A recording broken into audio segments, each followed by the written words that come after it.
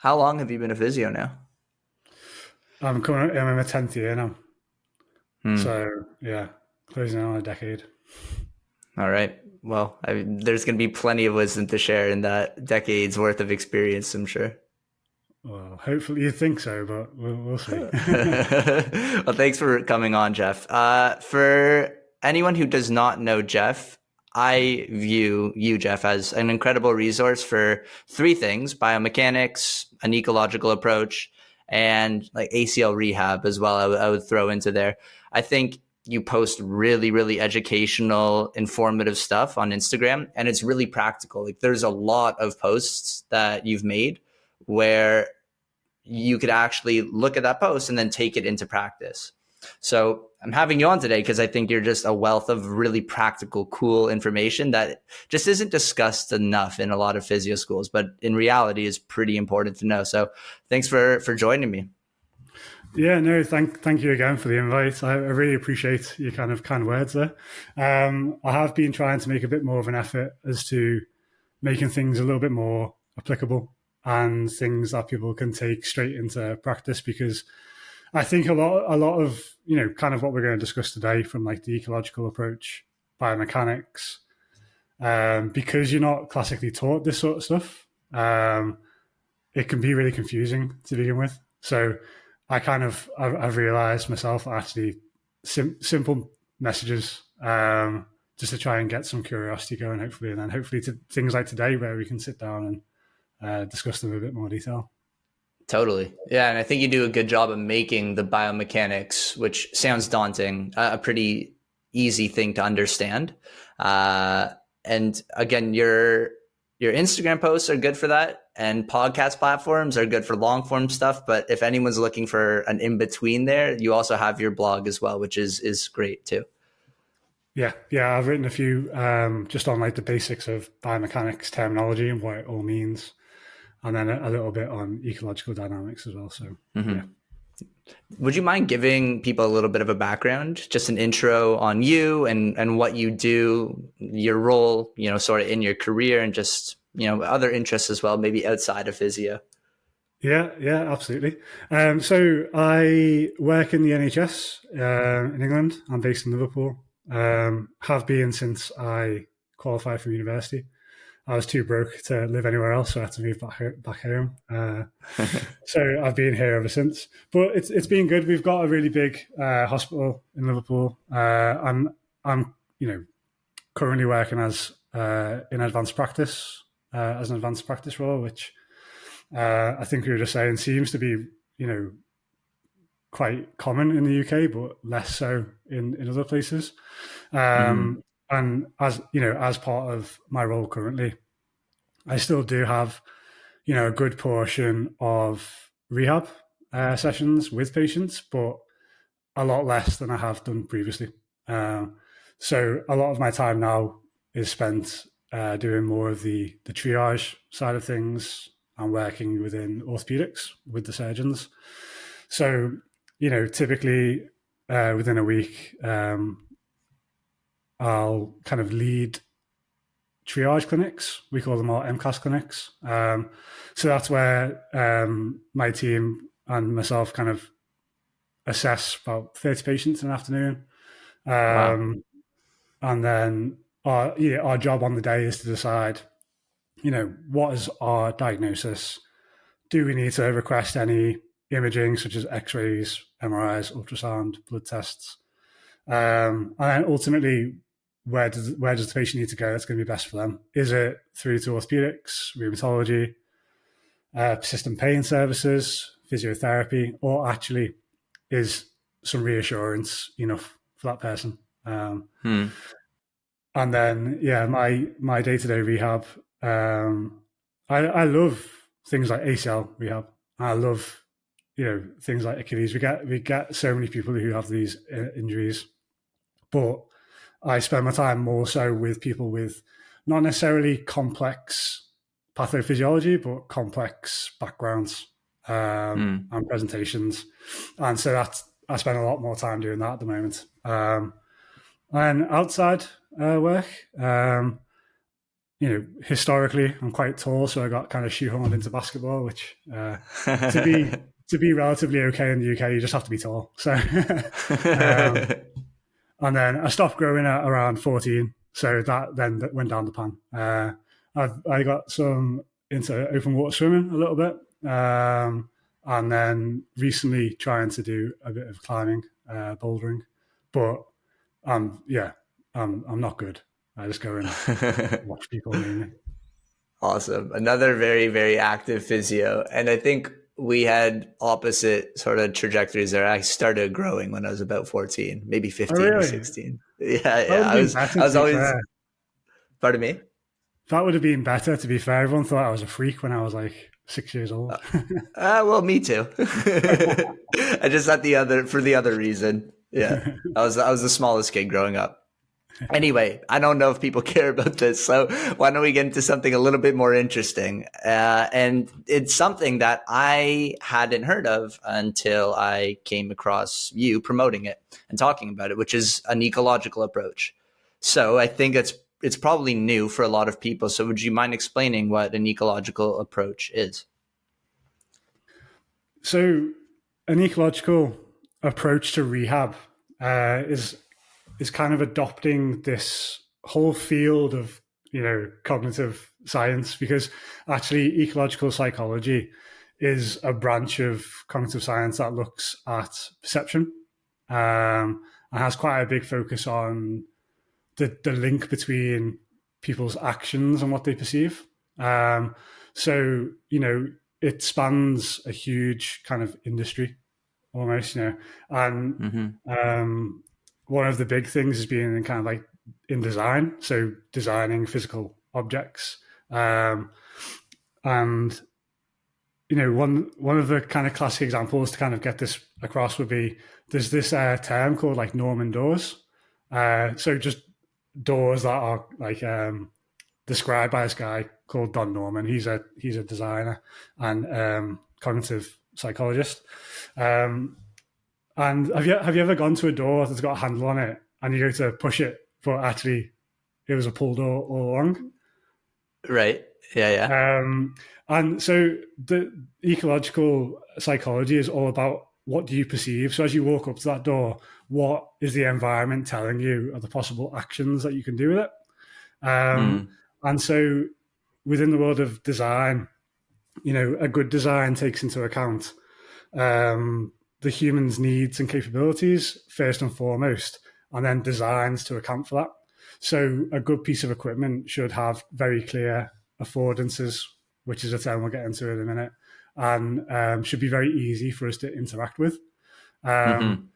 So yeah, it's all about kind of what does the environment afford us. So the theory of affordances was kind of first developed in the 1970s. So an affordance is essentially an invitation to action from the environment. As strange as that sounds, I've got a can in front of me Yeah, at the like the moment, environment's inviting us to and do something. it's inviting me to pick it up and have a drink out of it. If you see a chair, it has that invitation that you could go and sit on it. If it's got handles on it, you can pick it up and move it. So that's what the information from the environment is telling you, if that makes sense. It does. It does. And so obviously no one listening to this cares about doors or chairs or cans. But like when we come to talk about the application within our world, there's two different kind of frameworks that it informs. So one is the ecological and active approach. I don't know whether you saw Ben Cormack released a paper with Peter Stillwell and Joe Gibson a couple of years ago that was all about reconceptualizing the biopsychosocial model. Yeah. I spoke to Ben about it actually on the podcast. Oh, fantastic. Yeah. So it's the ecological side of that is all about people's perception. So, and when people are in pain, perception can be distorted quite a bit. So, if I've got low back pain or shoulder pain, actually, if I look at my environment and perceive what's around there, a chair might not afford me the same things as if I didn't. have really severe back pain and shoulder pain, Right. suddenly it might not be as clear an option to pick it up and move it. Mm-hmm. Or if it's a really, really low chair, you've probably had someone who come into clinic who's got, really severe flare up of low back pain or hip osteoarthritis, and they see a really low chair. And the first thing they do is, I can't sit in that. Right. That only offers them probably quite a lot of discomfort to sit in it. So people are perceiving their environments based on their current state at the time. Hmm. There's been a couple of interesting studies. So there's a big name in kind of the skill acquisition world, Rob Gray. He wrote a book called How We Learn to Move. And there's a few really interesting examples in that book that I've kind of taken away. So the first one would be a couple of studies just looking at people's perception of steepness of stairs. So the first one was, the authors took up station, I think, in a train station, and then offered people a energy drink or a cup of water. And then after they'd decided which drink they want, they said, "Oh, how steep are those stairs in front of you?" Okay. Yeah. And found a link between the people who took the energy drink actually perceived the stairs to be a lot steeper than the people who Now, is just that took the cup of water. because like of the type of character of somebody who wants to choose that energy drink, or was this post consumption of this drink that has a lot of caffeine in it? This was, I think, just done immediately afterwards. Okay. So Okay. yeah, you're right. You might just be able to infer that there's other things going on, but there was a link between actually they hypothesized that actually what you're feeling at the time influences what you perceive your environment to be like. Oh, so it's the people who feel like they need a pick me up look at the stairs as a little bit more daunting than the Yeah, people who just needed a glass of water. yeah. And Ah. there's common themes in people who um, are old versus young. Again, with looking at incline and perceiving that people who are older, and obviously chronological age isn't everything, but if you were to generalize and say older people perhaps struggle a little bit more with things if they've got some musculoskeletal problems or aren't keeping as fit. Mm-hmm. Again, there was a correlation there where they perceive it to be a bit steeper than a And this younger person. isn't, sorry to cut you off, this isn't them feeling like it's going necessarily to be a harder task. They're actually interpreting the stairs incline itself to be steeper. Yeah. That's fascinating. That's Yeah. really interesting. Yeah, I definitely think so. And so it comes down to this idea of embodied perception. So that's another kind of key buzzword that I've probably thrown about far too much on Instagram and What confused does it people. mean? But yeah, so embodied perception is just what we've been talking about. So we don't perceive our environment in dimensions. I don't look at the can in front of me and go, "Oh yeah, it's about 20 centimeters, so I can get my hand around that." And I look at it and instinctively know I can pick that up. Right. I instinctively know, looking at the height of a step, whether I'll be able to step up that or not. And I'm not directly perceiving the dimensions. Mm-hmm. And so where this becomes really interesting for me is this idea of people who've got persistent pain. And actually within an active ecological approach, pain doesn't emerge from the tissues and the person itself. It emerges by the tissues and the person and the interaction of their environment.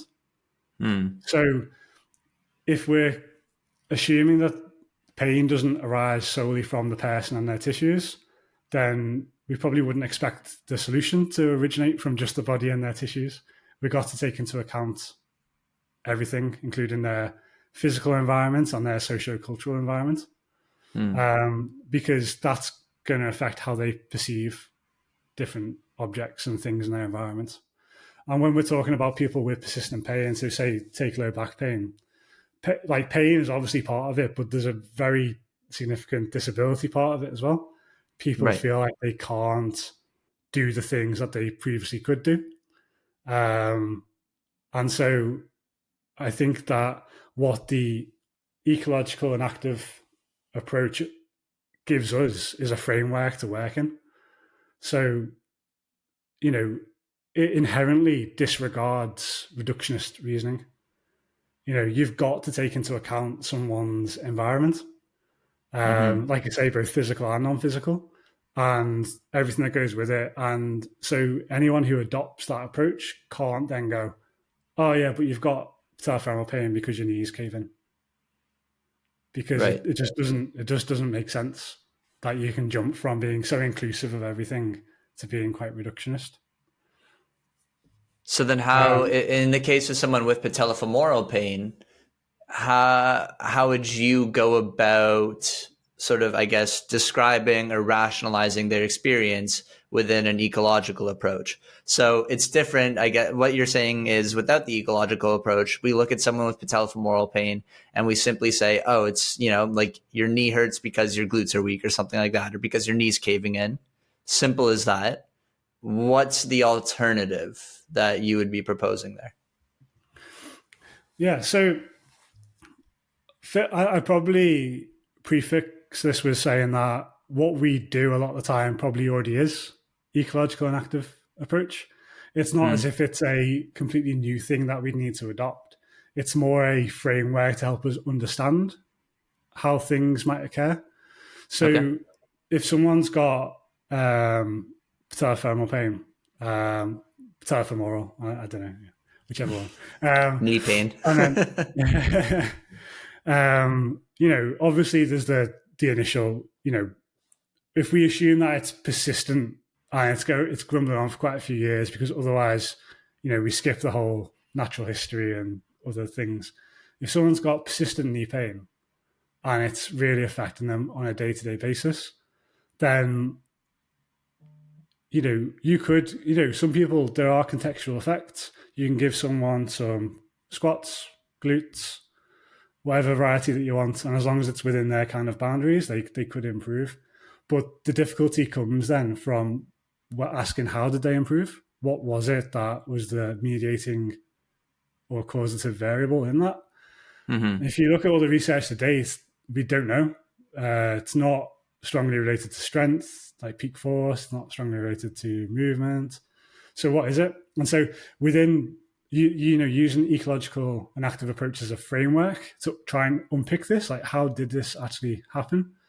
Hmm. Again, I think that it could come down to this idea of the field of affordances. So what does the environment offer to the person who has the pain at the moment? So again, looking at stairs, and instinctively, how do they perceive those stairs with their chronic knee pain? That for years they've not been able to go up reciprocal, one after the other. And so, just on complete like broad terms, what we could be trying to do with our rehab is trying to expand that person's field of affordances. Hmm. So, they might have very limited movement options from what they perceive at the moment, and the job of us in rehabilitation might be, well, let's expand that, give you more movement variability, and help with your function, with the acknowledgement that sometimes pain might not change. Um, you know, if again within this model we're acknowledging that pain originates from the person and the environment, and environments are really difficult to change. You can't do that, especially if it's someone who's come from quite a poor socioeconomic background, hasn't been fortunate to receive the education standards of the area, and you can't change that with a rehab program. So you might not be able to change someone's persistent pain. But what we can try and do is try and move them from this place of bodily doubt to more bodily certainty Hmm. by by almost training them to perceive more affordances from the environment. I don't know whether I'm saying too many Yeah, buzzwords yeah. here No, and no, no. losing. I think what you're saying is that we can help people who have been struggling in pain for a long time, who, if they have knee pain or they have back pain, they have less options from a movement standpoint. They may look at chairs a little bit differently from us. They may sit in less chairs. They may decide not to take stairs. They may, if it's a shoulder pain, not open a certain type of doors or not reach for a certain amount of things. And I think what you're saying is that we want to, over time, increase the amount of options that these people have at their disposal, because oftentimes pain can create less options in at least the world that we live in. That was so succinct. I wish I had the ability to do that. you, you made that sound so simple. Listen, Yes. you got me there. So you do have that ability. That was it. I didn't create that. I just gleaned that from what you just said. So Yeah, I was sat there in awe. I was like, "Oh my god, this guy!" No, yeah, and I think it comes back to there was this great paper that I think Peter Stillwell, who is a great person to read in this area, if yeah. anyone wants to, um, was an author on a paper that talked about this idea of bodily certainty and bodily doubt. So it probably is self-explanatory to a lot of people, but bodily certainty is that I could be walking down the street and see a sign, and when if you just want to do stupid things, like I could jump up and touch that sign. Right. I could do that if I wanted to. Yeah, I could step off this curb easily with no issues. Yes, I can get up these stairs. The lift's out of order. I've got to walk up 2 flights of stairs. I can do that. I know I can do And you're that. probably not thinking about these things consciously. No, no, no, no. It's all just instinctive. Right. But then, so that's bodily certainty. But what we hypothesize is that people who have persistent pain and disability actually have a lot more bodily doubt. And so trying to transition someone from this position of bodily doubt through to certainty. And the great thing is there's so many ways that we could possibly do that. And we don't have to be tied down by, oh, but we need to increase, core strength. I know that ship sailed anyway, but we don't, we have to increase peak force capacities, and there's endless ways that we can do it. And the great thing is that if you acknowledge the importance of the environment, then it can make treatment so individual as well. So what do you need to do on a day-to-day basis? And how can we get you to do that? How can we get some resemblance of what you need to do, and break that down as a rehab plan and do it? And whilst you're never going to find an RCT that looks at your specific approach for that, that doesn't mean that what you're doing isn't evidence-based, because you're getting the evidence that you need from the patient and you're basing it on this kind of scientific framework of an ecological and active approach. Mm-hmm. Cool. So let's say we have that person with knee pain and they have more bodily doubt. They have less movement options and they are coming to you for help. How would you take an ecological approach with this person and try and what would your rehab program look like with this person? So obviously it would depend quite a lot on what the person's demands are, and how much are they using their knee. Are they stepping on and off a truck all day unloading stuff, or have they got a relatively sedentary job? Because that will scale how much I need to try and play around with their field of affordances. So this is where things like, I used to take a really hard line approach against things like Bosu balls and stuff that didn't have great basis in physiological reasoning or whatever. And I've really softened in that approach recently, because I think that, a big element of someone who's had knee pain for years and so frustrated at what they can't do with their knee, actually having things I'm not advocating, this is going to sound like I'm advocating for Bosu balls in every single clinic. I'm not. I'm taking a bit of a softer approach. I'm not all the way there yet. Let's take something else like a trumpet, or doing, some kicking a ball or something like that. Theoretically, if we can get someone to use their knee in a more fun way, or that encourages a bit more movement variability, then what we're essentially looking for is some kind of expectancy violation. So the expectancy that I won't be able to do this because of my knee. And then we're just gradually trying to push that boundary bit by bit by bit until Hmm. Hopefully, after enough practice, actually their affordances are a lot more. Like they look around the room, like, oh yeah, I can do this, I can do that, and Mm. maybe pain might not have changed an awful lot from that route, but and this is where it is about picking the right patient as well to kind of go down this route with, because they need to buy into it. Like if someone comes to me and is like, Jeff, I've got knee pain, it's pissing me off, I've had it for X God knows how long, and I go, oh great, yeah, come in, let's kick this ball around, and I'm going to get some funny looks. So a lot of it is kind of having these conversations with someone and being like, look, if you've got this persistent pain pattern and we're confident that, you know, there aren't other options in terms of orthopedics or injections or whatever. And whilst we hope that we're going to improve your pain, because I understand that's really important to you, and obviously we want to try and reduce pain, if the worst that came of it was actually you could live a bit of a better life with the pain that you've got, would that still be worthwhile for you? Hmm. To get someone buying into this and is tricky. And I must admit, like, I don't always go down this route of just trying to promote different movement variability.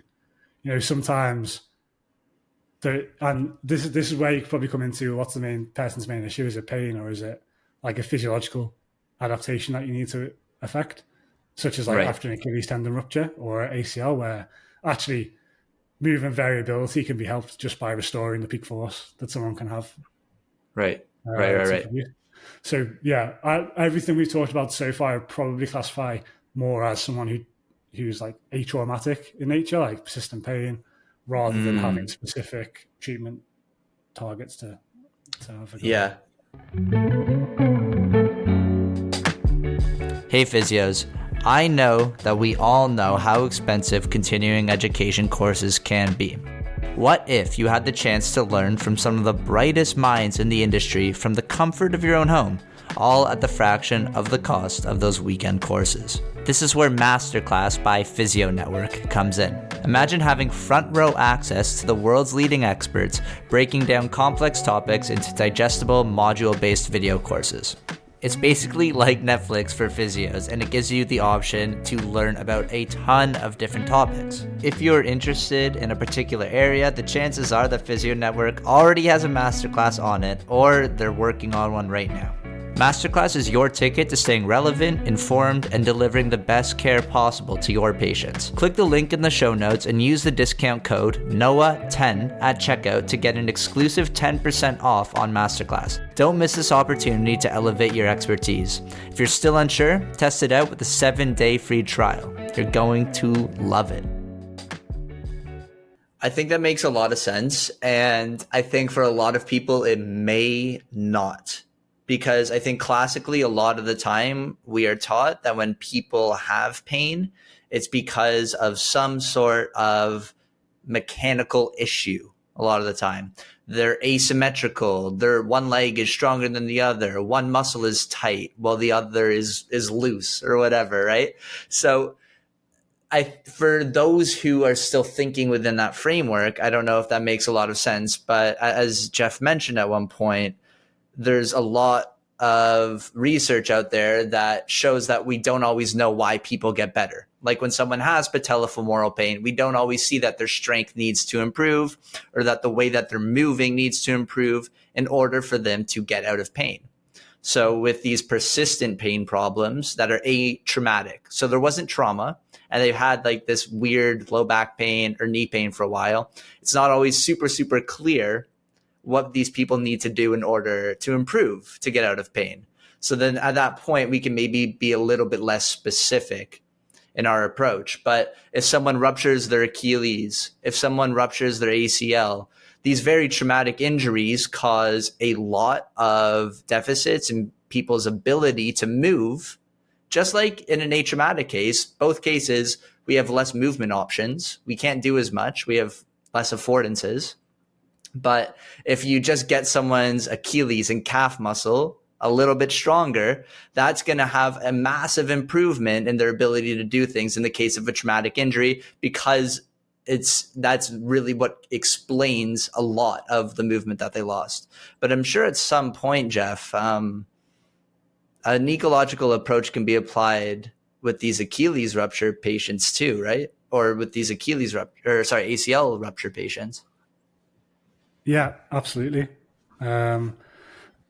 So I mentioned at the start, like if we take this tangent towards those types of patients now, so we've got this field of ecological psychology, and one of the frameworks we've just talked about is the ecological and active approach.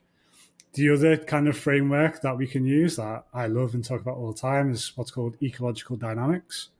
So this is just purely a way that we can visualize or try and understand a bit more of a scientific approach to understanding human movement. So take pain out of the equation, take fear of movement out of the equation. Just what drives someone to move? And so this is where, if we take an example of an ACL, because they're very high volume patients that we all see, and they have very consistent kind of themes with it. So I'm always a big advocate for beginning with the end in mind. So, and that's always true with ACLs, Achilles, any soft tissue needs, anything really. But with ACLs, we should be able to tell them when their rehab is finished, and what they need to achieve to get there. So in order to do that, we need to understand the demands of what they're returning to, and from a movement perspective, what those tasks will demand of them. So, typically people who play in multi-directional sport will need to do a lot of deceleration, change of direction, exploding up for rebounds, headers, and absorbing that force when they land. And so that's kind of the starting point of understanding what is the task that someone needs to be able to do, and what's the movement strategies that they should be able to complete to be able to do that. So coming back to ecological dynamics for a second, and I'll try not to lose people with this, but essentially we've got the coupling of ecological psychology and then dynamic systems theory. So dynamic systems theory, first kind of applied to human movement by Newell in the 80s regarding how children learn to move. And then it's kind of creeped into our sphere a little bit more. It essentially says that movement comes about from three main variables interacting with each other. So that's task variables. So at that point in time, so for example, if someone's playing basketball, do they need to jump up to grab the rebound or block someone? So what does the task demand of them at that time? What does the environment, how does that impact them? So that could be, not just physical. It could be, so you could have the physical environment. Again, if you go to the basketball player who's going up to get a rebound, the environment includes the players around him, whereabouts he's on the court, how long is left. Well, actually, no, the shot clock will just reset, but, those sorts of things. And so the height of the rim. The height of the rim, yeah. Are you on a full-size rim, or are you just trying to look good and dunking on everyone? And then also what individual variables are present. So if we take that example that we've just done there, so we could have someone who's going up for a rebound, they're surrounded by everyone, some of them, and probably quite springy people. If they've ruptured their ACL and they're getting back to sport, if they don't have good peak force of their quads, if they don't have good peak force of their calf, don't have good rate of force development to develop that force really, really quickly, then that's a big constraint. And so they might not be able to complete that task of getting up to grab the rebound because they've got quite big, significant individual constraints. Right. And so movement always will occur within this theory as an interaction of all these three constraints at that moment in time. The ecological psychology part of it comes down to, again, action perception. So, what do they perceive that height of the rim is? Is that impacted by the fact that they've had a knee surgery or an ACL rupture, and they haven't, their cognition isn't there? Like, it looks miles away. There's no way I can grab that rebound. So how does that then influence how they act? How they act, how does that influence then their ongoing perception? So it's just a way to kind of, yeah, scientifically break down what's going on with movement. I play basketball too, and there's times where maybe I've done a little bit less exercise than I should. I haven't played ball in a while. I don't feel very springy, and I swear that the rim looks higher than it usually is. Yeah. So that makes a lot of sense. So if we're talking about someone who ruptured their ACL and they're doing their rehab, you said one of those individual factors may be that just their quad strength isn't up to par, which is almost like every single ACL patient initially, right? You really have to work on that. So I think that's sort of what you were saying earlier, how because there is this movement option that they feel like they don't have, in this person, just getting their quad stronger may help quite a bit versus that person with like a chronic pain, just getting their back stronger, but then feeling like they're still in a ton of pain. It may not be as helpful, maybe. Yeah, potentially. I mean, and then again, maybe it could. Like people get better just from doing deadlifts with the back. But again, is that because it's increased peak force, or because actually they've learned to think, oh, I can do more. Yeah, instinctively, I know I can do more with my back. Right.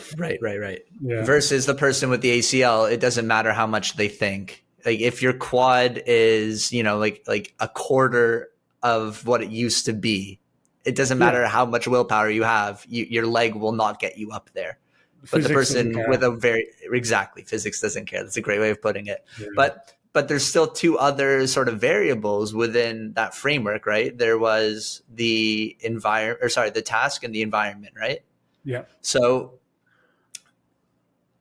is an ecological approach helpful for sorting out those things with someone with an ACL rupture? And if so, what would the rehab look like there? Because I think we all know how to get stronger quads, right? Like you actually would have a better opinion on this than most people based off of your knowledge of biomechanics.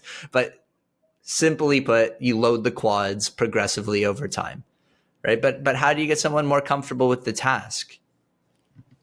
Yeah, this is such a interesting topic because, I think there are some people that you get them really, really strong and it comes naturally to them. They'll embed themselves back in this environment and they'll slowly learn to figure it out. But I think we see quite consistently other factors associated with ACL. So,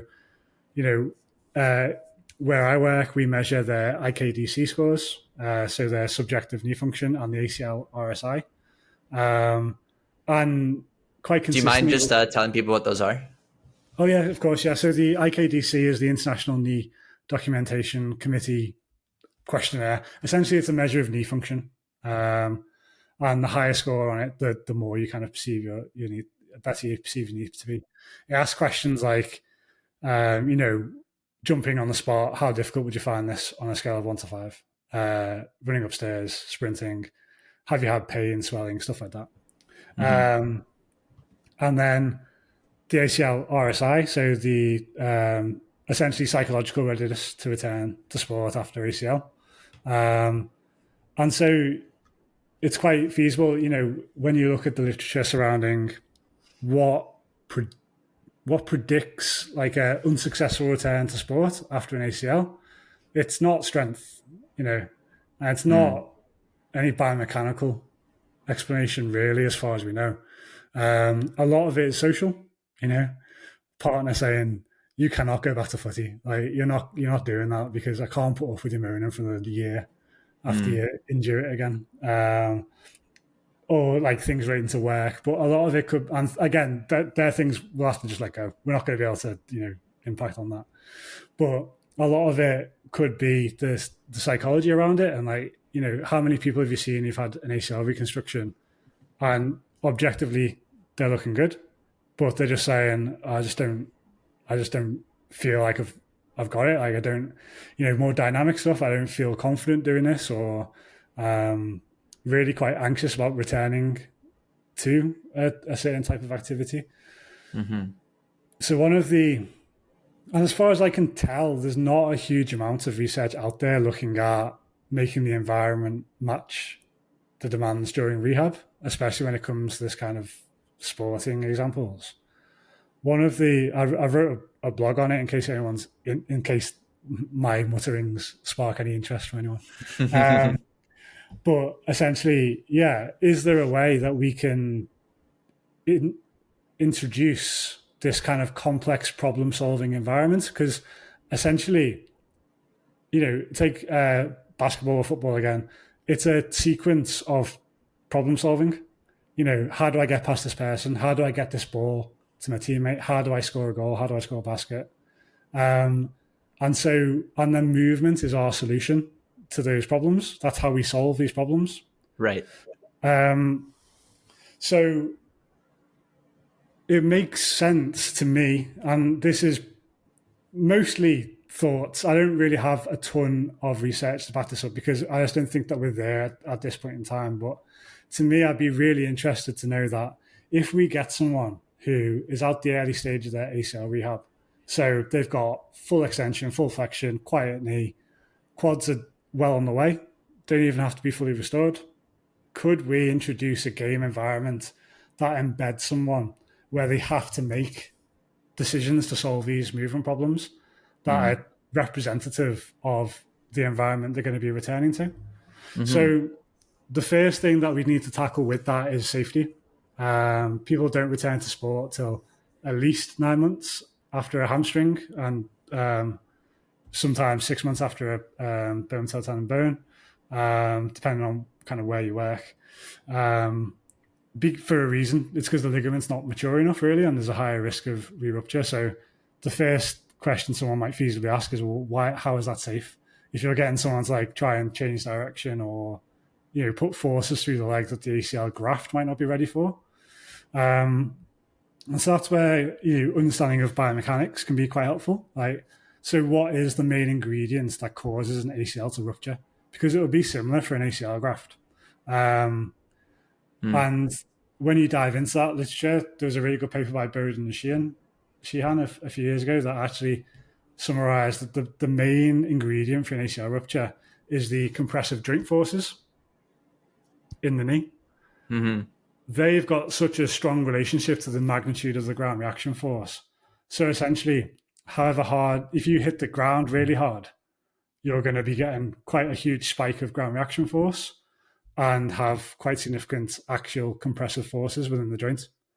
So if we can manipulate the environment, again, within this ecological dynamics framework, if we constrain the environment so that we really limit or try and take away these big spiking ground reaction forces, feasibly that would be a much safer environment for someone early after ACL to go back to, because the main reason we don't want them to return to sport is rupture. And if we've tried to reduce as much as we can the variables that cause a rupture, then it should be okay. And so to do that, we could introduce rules such as no running. It's walking. And although to everyone who's got two good functioning knees, that sounds like the most boring thing in the world, to someone who's being told you can't do this until you're at least 9 months, people who crave a lot of competitiveness, actually that might be quite enticing to them, to be able to go and play a game of walking footy or walking basketball. Could you implement other rules, such as no shots beyond a certain distance, so people don't have to try and generate so much force to actually launch the ball as far as they need to? Thinking about football, again, having smaller goals could discourage shots from further away. So can you manipulate the task and environment to such a way that you minimize the risk of a ACL graft rupture, but you embed someone? What you get from it is you put this person in this environment where they're on a team, they've got opposition, they've got a goal, and they need to coordinate their movement with their new knee, essentially their new normal. And from a cognitive standpoint, they've got to solve these problems and they've got to coordinate their bodies around it. I'd be really interested to know if, based on what we know about ecological psychology so far, if we get someone through to the end of the rehab, does their perceived knee function and psychological readiness, is that different because they've done that? compared to normal care, which is, Yeah. for me, we work in a very small gym. I can't get someone even sprinting really, and stuff like that. So, you know, yeah, I think that it's a really interesting area, and there's so much you could do with it as having like rehab games. It just requires the setup and the trial to do it, and I think that there's enough um, potential that could help for it to at least be looked at. Yeah. And I think if 10 years down the line, a lot of research comes out and it shows that maybe long term outcomes aren't the same for that approach that you mentioned, where you really play these mini games with people throughout their rehab. I think I would still do it, like, because I think that has so much value for people. These injuries, they take so long to recover from, and people love the sports that often, that they get injured in, and they just want to get back to be playing them. And a lot of the time we wait so long to tell them that they could be back on the court. But if you're telling someone with, like the Achilles rupture, that they could like go shoot free throws early on, or just do like really light on court stuff, as long as the rest of the rehab isn't being sacrificed, like I think that's a great idea. Yeah, because exactly what you said there. People love the sport. The reason that they've had, someone cut in and drill in their leg and graft their hamstrings or patella Yeah. tendon is so they can get back to it. So yeah, I think especially in where I work in the NHS, we get a lot of people who don't understand what that actually entails, and they get kept away from what they want to do for so long that eventually they're like, oh, I feel good, so Mm. fuck it, I'm just gonna go back, or and actually it is a bit of give and take. I've got rehab targets that we need to meet, such as quads, Right. peak strength, Yeah. and the trade-off is, you know, you can do some certain bits, and I'm happy for you to do that. So it's not a complete, um, blanket statement of you're not able to do anything, but you have a bit of both. And I think that that's really invaluable to someone's, again, perception. The whole thing is perception, isn't it? How does someone perceive their environment? And if they're kept away for months and months and months, and then suddenly released into this environment, even if it's just like a team training, it's so much more complex than the gym that they've been in. Oh yeah. Yeah, it's Well, it's easy to they're understand. going from this point where like everything that they were doing is planned and thought out. And it's like, oh, squeeze your quads, think about what your body's doing. And then like suddenly there's people running all around you, balls are flying everywhere, and and you have to react to the environment around you. It's very different. Yeah, absolutely. And again, it just comes back to this fundamental thing of you can't ignore the environment. The environment dictates Yeah. so much, and so yeah, the question would be, why do we ignore it so much in rehab up until the very last second? That's such a good question. I don't know. And like, I'm just thinking back to my own rehab. It's like, man, like there are times where I like just introduce these types of games, but I think it's later than I could. I think I could introduce these things earlier. But it's what I said at the start of the podcast. I feel like these things, yes, there was like some complex terminology, but at the end of the day, everything that you're saying just makes a lot of intuitive sense. And the fact that we're not taught this in physio school, it's kind of crazy to me. Yeah, yeah. Yeah. I've got nothing to add to that. It is crazy, but Yeah. it's easy to say now that I've got the experience to look back on it, and have done, a fair amount of self-directed reading in this area, and it's the resources are out there, but it should be delivered a lot more concise and easy for us to actually translate into practice. Right. Um, yeah, I'd Speaking of really easy thing, sorry, you go for it. Go ahead. So I was going to really, if anyone wants to understand this a bit further, Rob Gray, the author who wrote How We Learn to Move, you should really consider buying that book because it explains everything just so succinctly. Cool.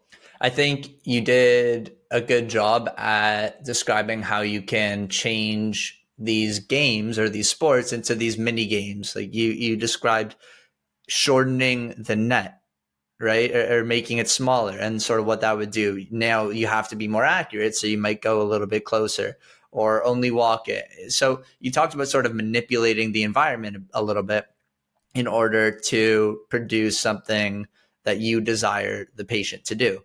And you do that as well on your page in more simple ways. You talk about how to tweak someone's environment slightly so that they recruit a muscle a little bit more. You've spoken about recruiting the quads more, about the calves a little bit more, and you use the word constraints to do this. You used the word constraint earlier in the podcast, but that was, I think, a different thing.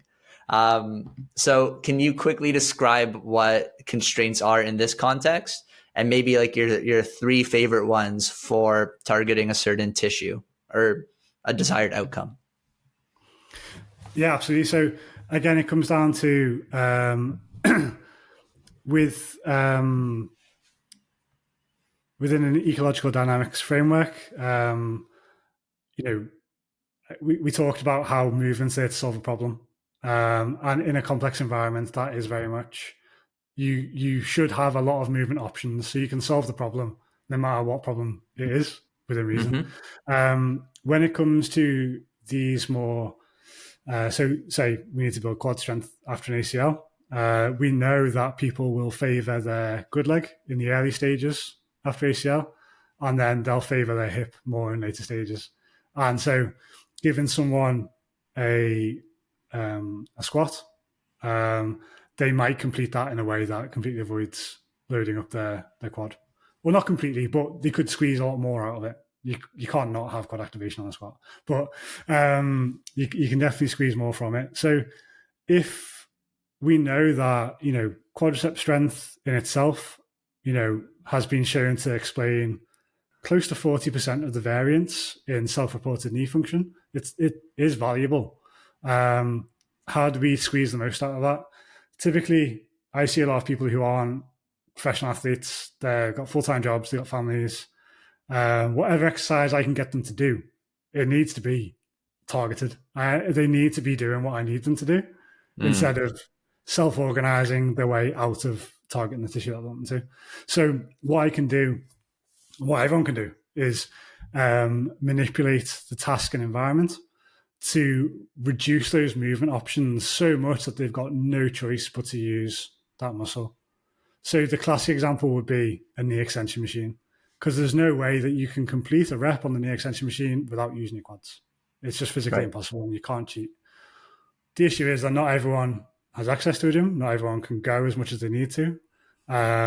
So this is where a knowledge of biomechanics and forces acting on the body can be really useful. So one exercise that I absolutely love is just a really simple wall sit, because I know that if I can gradually get their operated leg closer and closer to the wall and their good leg further and further away from the wall, then I'm increasing, one, the magnitude of force that leg's got to deal with, and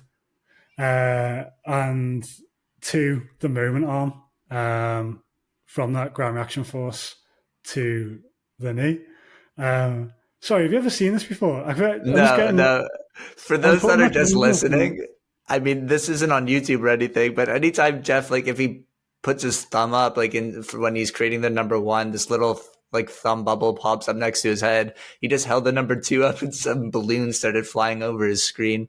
I use Iris. I've never seen this before ever, so I don't know what you're bringing to the system here, but I kind of like it. It's fun. I kind of like it as well. I'm not gonna lie.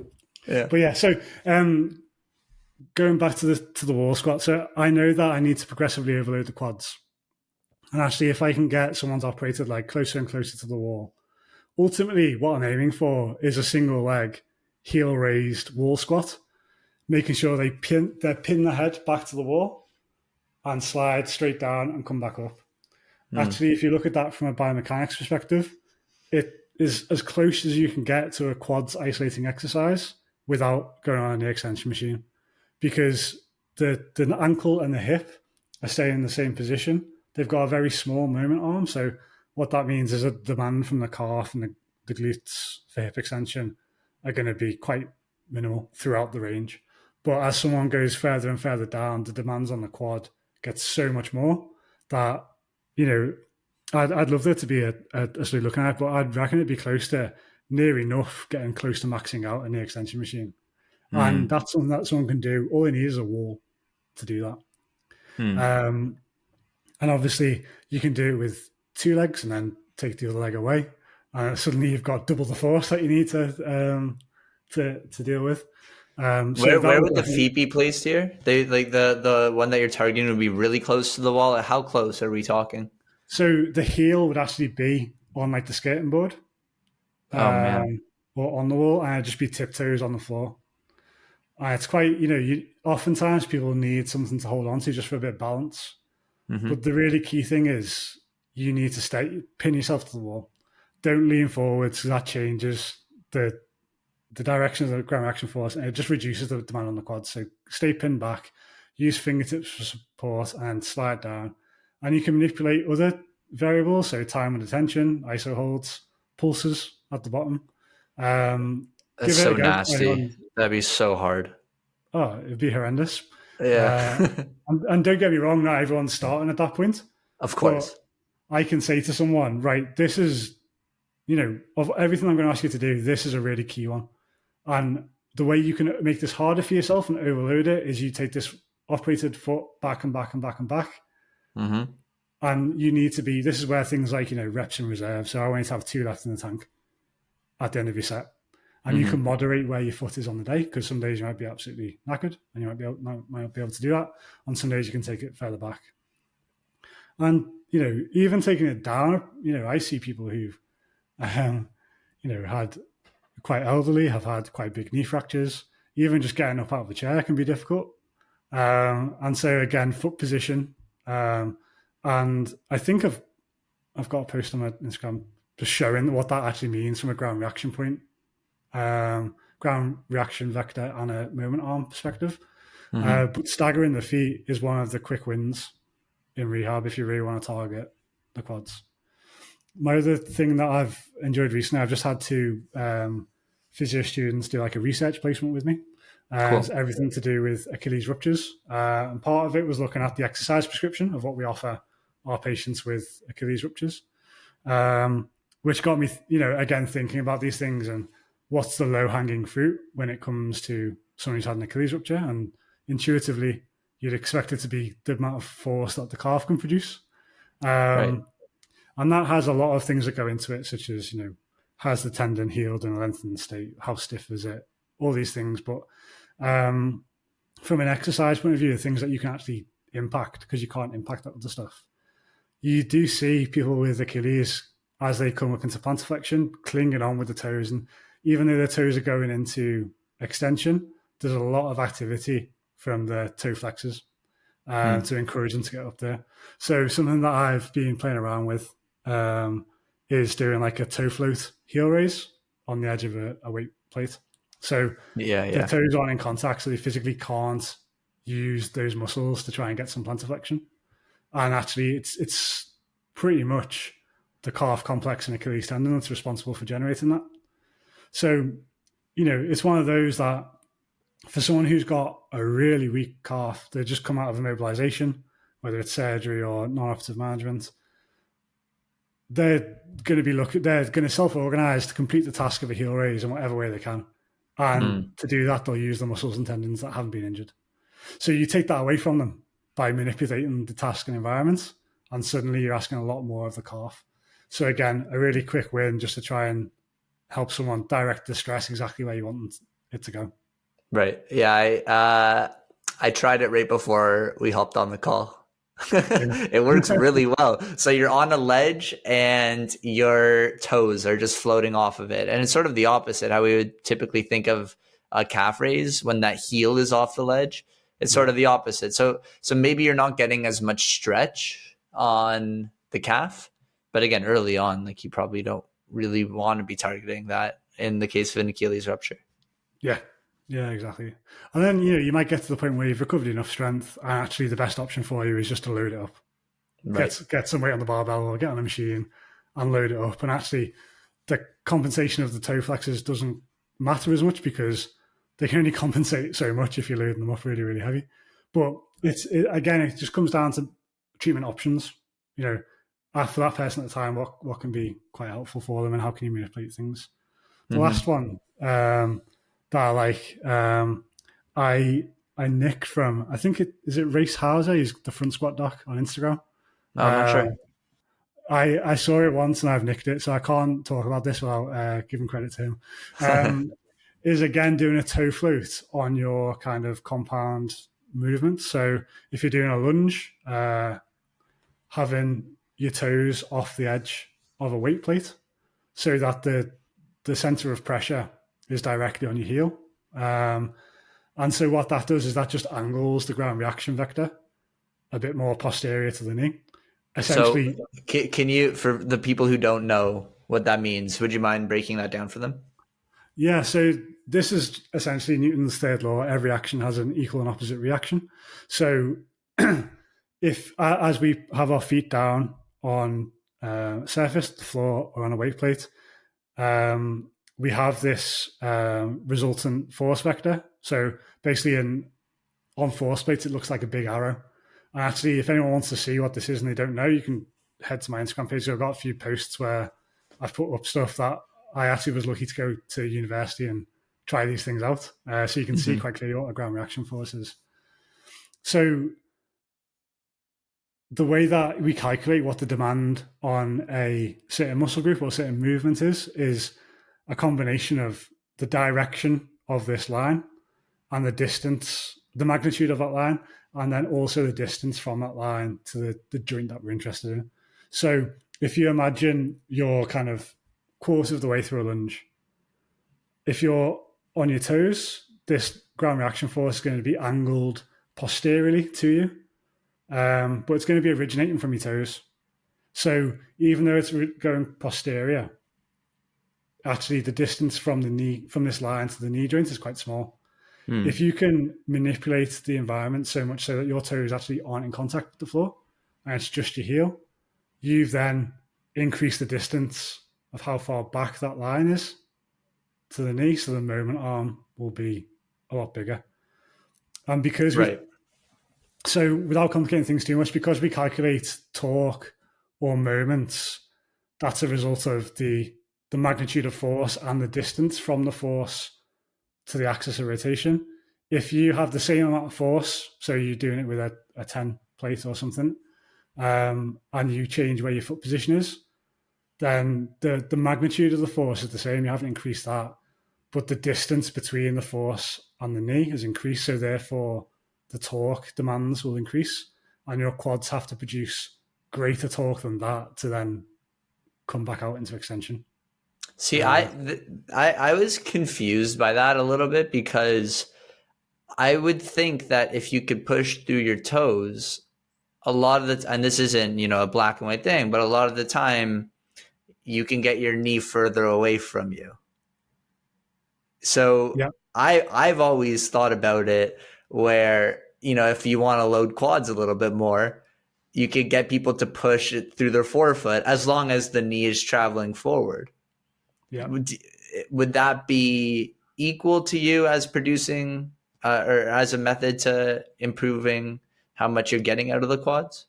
Yeah, absolutely. It's another option. Okay. So again, it comes down to, that's great. But what if your patient doesn't have great dorsiflexion? Right. They're really, they've had a previous ankle fracture and they can't do that. Right. Along with any other type of potential issues, it's just a different option. So you're right in the way that knees over toes will generate a huge moment arm to the knee, because the knee travels so far over the toes and the ground reaction force originates from the toes. Mm-hmm. So you'll really load up the quads that way. And actually, in most cases, that's probably the easiest one to go for. Why would you get a weight plate out and mess around with setting it up if you could just go and do that? But the reason I like the weight plate is just because it's such a I really like the idea of constraining where the center of pressure is originating from. You're not allowing it to go anywhere further down than the heel, maybe the midfoot. So, and again, this could be someone, again, thinking about patellofemoral pain. If someone's got patellofemoral pain, feasibly, you could think that there'll be maybe less joint compression forces if you have a bit more of a vertical shin angle, but you're still getting that demand from the quads. Obviously, the more demand you place on the quads, the more you're going to increase the force in the patellofemoral joint. But having your knees so far over your toes and so deeply engaged with the trochlea and stuff like that. So it's just having an understanding. And again, it comes down to movement options. Like, I don't get tied down to certain exercise because they're not going to be right for everyone. But I love having this. I suppose what biomechanics and ecological dynamics can afford us is this kind of flexibility with how we approach treatments. Absolutely. And if anyone wants to learn more, again, go to Jeff's blog. Where can they, what's the URL for that? It's jmortonphysio.com. Okay. Yeah. So jmortonphysio.com. Earlier, you were talking about the mechanism for ACL injuries by Bowden and Sheehan. If anybody wants to read that paper, it is a great one. It's called Mechanism of Non-Contact ACL Injury, OREF, Clinical Research Award 2021. Follow Jeff on Instagram, which is at jmortonphysio. At jmortonphysio.